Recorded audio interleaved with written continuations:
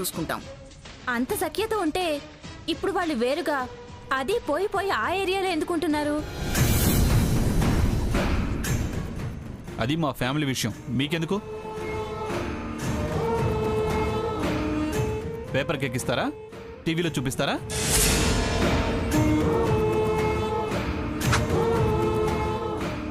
ఎంతవరకు అడగాలి అంతవరకే అడగండి. ప్రైవేట్ విషయాన్ని పబ్లిక్ చేయొద్దు. మీరంతా పబ్లిక్ ఫిగర్స్ అయినప్పుడు ప్రైవేట్ ఏం ఉండదండి.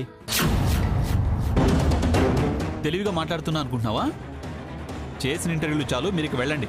మీ మాటల్ని బట్టి చూస్తే మీకు మీ అన్నయ్య వదిలికి పడినట్టుంది. This is too much. మర్యాదగా వెళ్ళండి.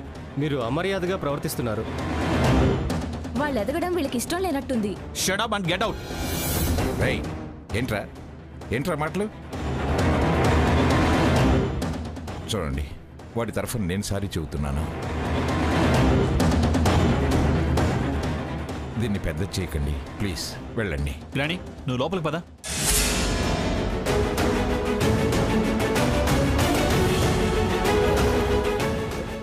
వాడు వేరే విషయాల్లో డిస్టర్బ్ అయ్యి ఉన్నాడు. ఆ వివరాలన్నీ మీకు నేను తర్వాత చెబుతాను. దయచేసి వెళ్ళండి ప్లీజ్. ఓకే, వెళ్దాం పదండి.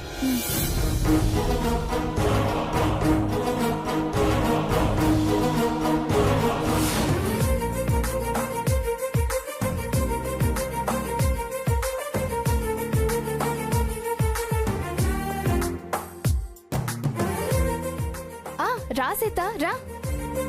కంగ్రాట్స్ సీత, నీ గురించి టీవీల్లో పేపర్లలో చాలా గొప్పగా చెప్పారు.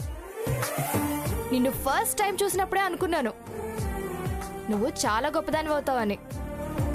ఏంటి చంద్రిక, ఏంటి నువ్వు చేసిన పని? తను అలా చేయడం వల్లే నాకు గుర్తింపు వచ్చింది మేడం. తన ఉద్యోగాన్ని తనకివ్వండి, అలాగే నన్ను కూడా పనికి రానివ్వండి. నీ విషయంలో నాకేమీ అభ్యంతరం లేదు. నువ్వు తప్పు చేయవని నాకు తెలుసు సీత. తను కూడా అలా చేసే మనిషి కాదు మేడం. వాళ్ళు బలవంత పెట్టారు. తనిప్పుడు పశ్చాత్తాపడుతుంది. సీత చెబుతుంది కాబట్టి సరే అంటున్నాను. బుద్ధిగా పని చేసుకో, మళ్ళీ ఇలాంటి పని చేయకు. జన్మలో చేయను మేడం. సీత, నీలాంటి అమ్మాయి నా పార్లర్లో పనిచేయడం నాకు చాలా గర్వంగా ఉంది. ఈ పార్లర్కి కూడా చాలా మంచి పేరు వస్తుంది.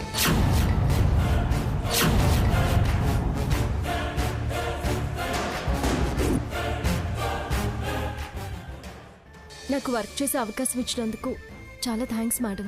Okay, carry on. చంద్రిక, నువ్వు వెళ్ళి పని చూసుకో. అలాగే అక్క. సీత, నువ్విక్కడా? ఏం తెలియనట్టు ఇప్పుడే ఇక్కడే తారసపడినట్టు అంత బిల్డప్ ఇవ్వక్కర్లేదు. మీకు నేను ఇక్కడున్న విషయం తెలుసని నాకు తెలుసు. నాకు తెలీదు సీత. అబద్ధాలు ఆడొద్దు. మీ మనుషులు మీకు ఆల్రెడీ మోసేశారు. సరే, అలా అనుకుంటే నేనేం చేస్తాను? నన్నేం చేయమంటారో చెప్పండి. ముందు నీ విషయం తేలాలి సీత. ఏ విషయం? నువ్విక్కడా? నా పర్సనల్ విషయాలు మీకు అనవసరం. పార్లర్ పనిగా దేనికొచ్చారో, ఏం చేయాలో చెప్తే అది మంచిది. సర్లే, ఈ ప్లేస్లో ఎందుకున్నావో చెప్పుకోవడానికి నీకు ఫేస్ లేకపోతే మానేయ్. నేను ఫేషియల్ కోసం వచ్చాను. ఈ ప్లేస్ అంతా ఫేస్ చాటేసుకోవాల్సిన ప్లేస్ ఏం కాదు. నేనేమి కాని పని చేయడం లేదు. మీ ఫేస్ వాల్యూ పెంచుకోవడానికి వచ్చిన ప్లేస్ని తక్కువ చేసి మాట్లాడడం మంచిది కాదు. చంద్రిక అక్క, ఆ పని చూడు. అలాగే అక్క. సరేలే, నీకు నాకు వాదనెందుకులే గాని సాయంత్రం మా ఇంటికి రా. మీ ఇంటికా? దేనికి? ఇవాళ నా ముద్దుల మనవరాలు, అదే హారతి, నీకు తెలుసుగా, అమెరికాలో కొత్తగా బిజినెస్ స్టార్ట్ చేస్తోంది. ఆ సందర్భంగా అది అక్కడ పార్టీ ఇస్తోంది. ఇక్కడ నేను నాకు తెలిసిన వాళ్ళందరినీ పిలిచి నేను పార్టీ ఇస్తున్నాను. మీ అంత గొప్ప గొప్ప వాళ్ళ ఇంటికి వచ్చే స్థాయి నాకు లేదులేండి. మీ చెల్లెలు స్వర్ణ వస్తోంది. ఇద్దరు మంగమ్మ మనవరాళ్లే కదా, నువ్వు రావచ్చు. అది వేరు, అదక్కడుండే చోటే వేరు, దాని లెవెలే వేరు. మీరు స్టేటస్ గలవాళ్ళలేండి. కూర్చోండి మేడం.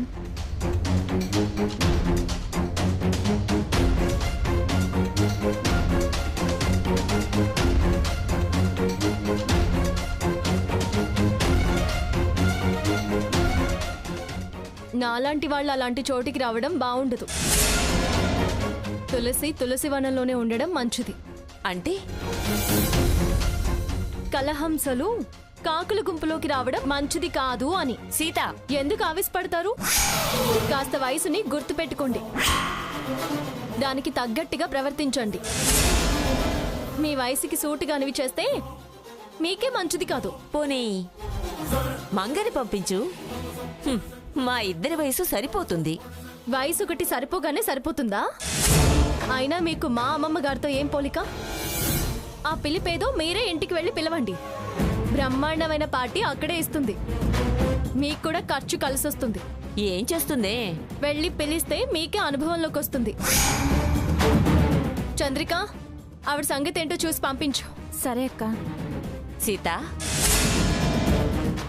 నువ్వు బాగా చేస్తావటగా? నా చేతులు మీకు సూట్ అవ్వలేండి.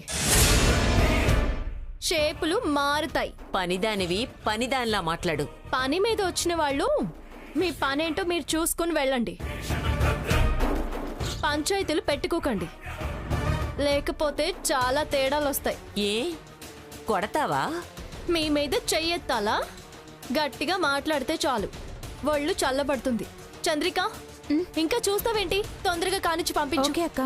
ఏ సారీ మేడం, చేయి స్లిప్ అయింది. దానికేమో టంగ్ స్లిప్, నీకేమో హ్యాండ్ స్లిప్.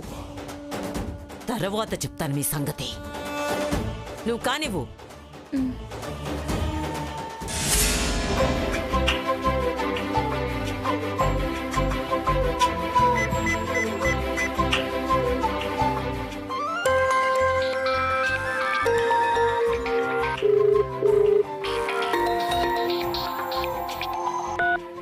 హలో రఘురామ్, నానమ్మా, ఎక్కడున్నావురా? షెడ్లో ఉన్నాను. నువ్వు సీత ఒకసారి ఇంటికి రండిరా. దేనికి నానమ్మా? మీతో అర్జెంటుగా మాట్లాడాలి. ఓసారి ఇంటికి రండి. లేట్ అవ్వచ్చు. ఎంత రాత్రి అయినా పర్వాలేదురా, వచ్చేళ్ళండి. అలాగే నానమ్మా.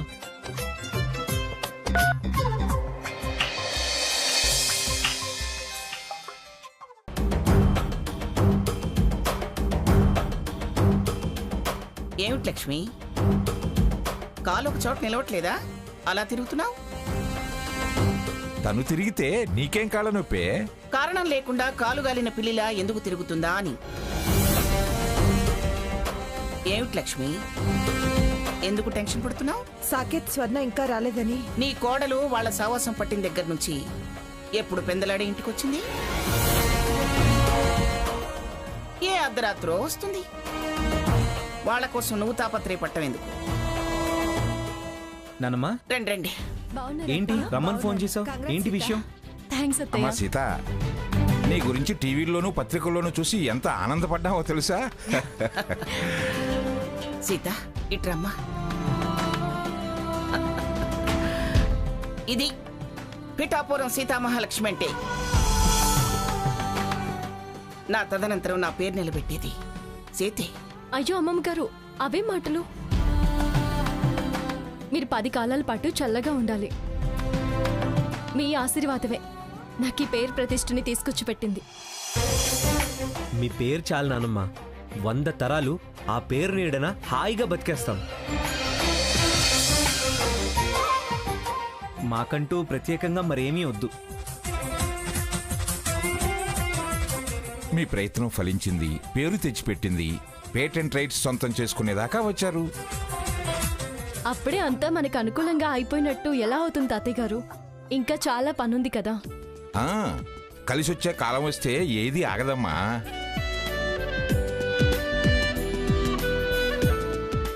అవును సీత, నీకు మంచి రోజులు మొదలయ్యాయి.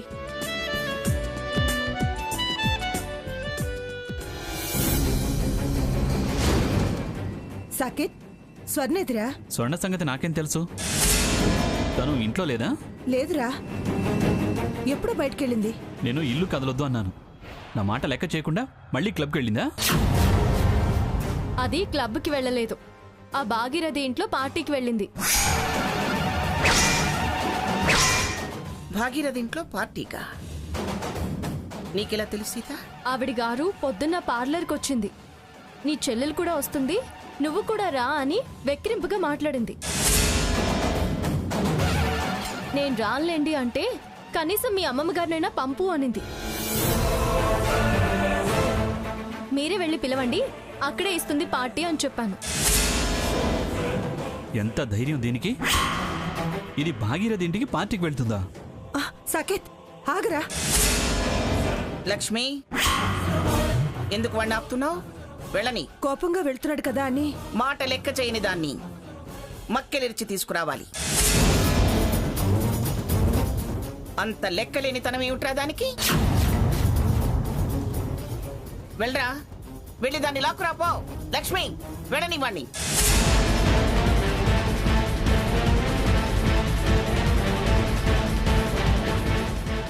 నానమ్మ, ఇంతకీ మమ్మల్ని ఎందుకు రమ్మన్నావు? ఎందుకేమిట్రా, విలేకరులు వచ్చి మిమ్మల్ని పేటెంట్ గురించి అడిగితే మీరేం చెప్పారు? పేటెంట్ ఎవరైనా అడిగితే ఇస్తారా? పేటెంట్ మేమే తీసుకుంటాం.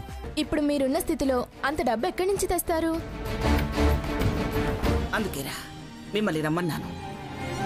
అంటే మీ ఉద్దేశం ఏంటమ్మమ్మ గారు? ఉద్దేశం లేదు, సందేశం లేదు. మీరు తిప్పలు పడద్దు, ఏ యాతన పడద్దు. ఆ పేటెంట్కి అవసరమైన అన్ని ఖర్చులు నేను భరిస్తాను సీత. ఎంత అవుతుందో తెలుసుకుని చెప్పండి, లేదా నేనే కొంత అడ్వాన్స్గా ఇచ్చేస్తాను. తీసుకెళ్ళండి.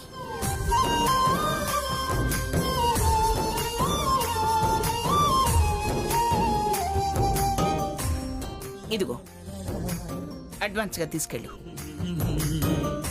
అమ్మమ్మ గారు, మా తిప్పలు మేము పడతాం అన్నాను కదా.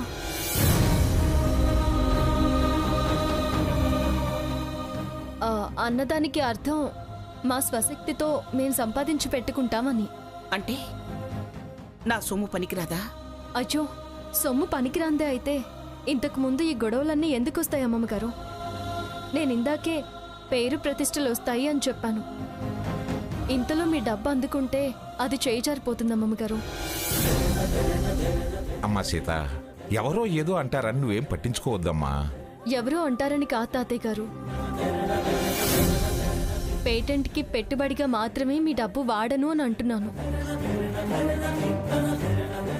అది మా కష్టార్జితమే కావాలి, అప్పుడు మాకు తృప్తి మిగులుతుంది.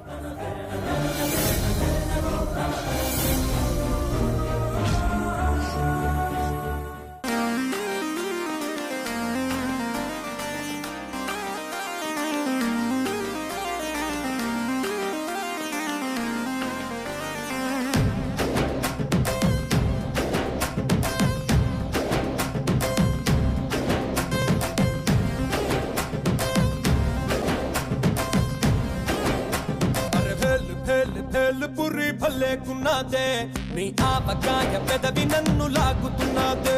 అరే ఆకు పాకు కరే పాకు ఆట షురూ రే, నువ్వు దుక్కినాక ఎక్కదమ్ము scene Sitaare.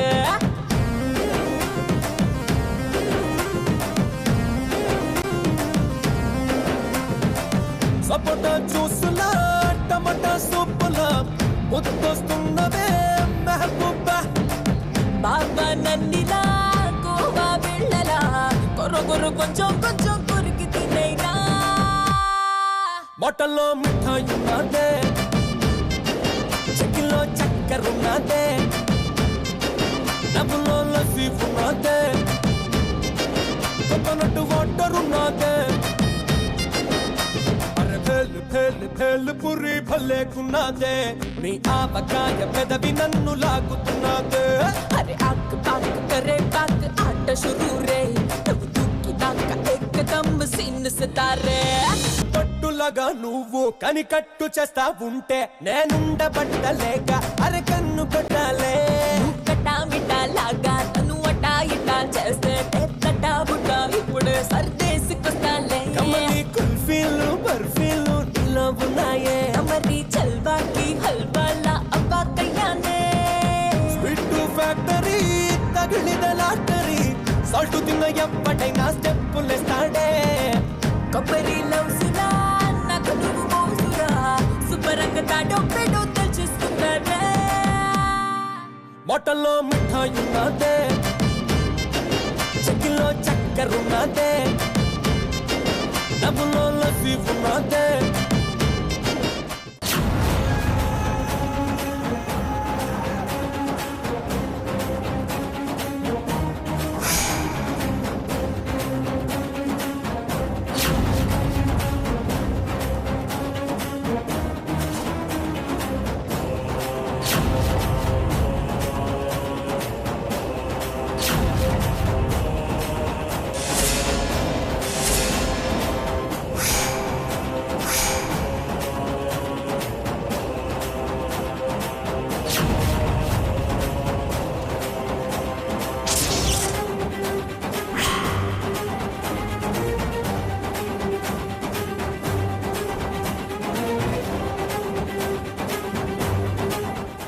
Hello Saketh, welcome.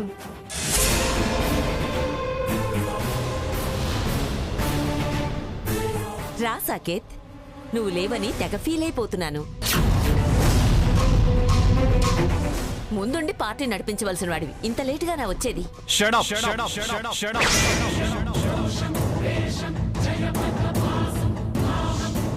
నీ ఇంటికి రావడమే తప్పు, అలాంటిది నేను ముందుండి పార్టీ నడపాలా?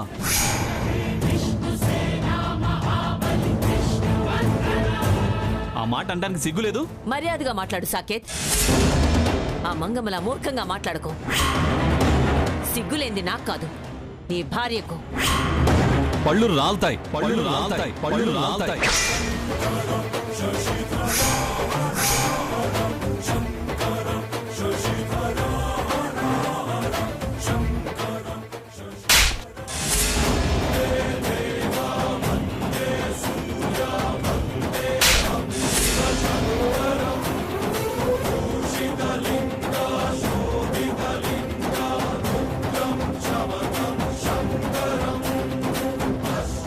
ఏంటిది కల్చర్ లేకుండా? ఏంటే బరి తెగించి ఇలా డాన్స్ చేయడం కల్చరా? నువ్వు నాకు కల్చర్ గురించి చెప్పేంత దానివయ్యావా? Saketh, what is this? ఆడవాళ్ళ మీద చేసుకోవడం ఏంటి? Behave your self.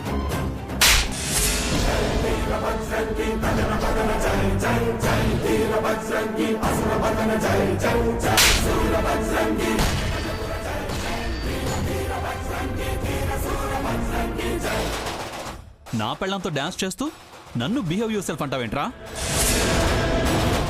ఏయ్, పదవే. వేసిన చిందులు చాలు, రా రా. ఏయ్, తప్పుకోండి. అడ్డు పడితే ఎవరనేది కూడా చూడను. తప్పుకోండి, తాట తీస్తాం.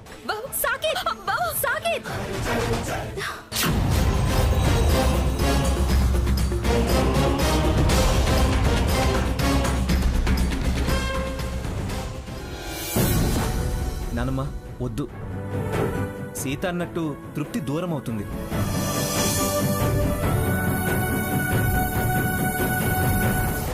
మరొకరు హేళన చేయడానికి చోటు దక్కుతుంది. మీ ఆశీర్వాదం ఉన్నంతకాలం మా ఆత్మవిశ్వాసం గెలుస్తుంది నానమ్మ. రేయ్, మీరు ఓడిపోరనే నమ్మకం మాకుందిరా. కానీ మీకు ఏ విధంగానూ సాయపడలేకపోతున్నామనే అసంతృప్తి మిగలకూడదనే మిమ్మల్ని అడుగుతున్నాను. మనల్ని వాళ్ళు మన అనుకోవట్లేదులేండి. అంత నిష్ఠూరంగా మాట్లాడకండి అమ్మమ్మ గారు. ఏ విషయంలోనైనా మొదటిగా తలుచుకునేది మిమ్మల్ని. అలాంటప్పుడు అత్తయ్య గారి తృప్తి కోసమైనా ఇచ్చింది తీసుకోవచ్చుగా. మమ్మల్ని అర్థం చేసుకోరా? మేము మూర్ఖత్వంతో వద్దనడం లేదు, మా మాట నిలబెట్టుకోవాలన్న పట్టు. మాటను వదిలేయమంటారా? పోనీ ఓ విజయం సాధించినందుకు బహుమానంగా ఇస్తున్నాను అనుకోండి, తీసుకోండి.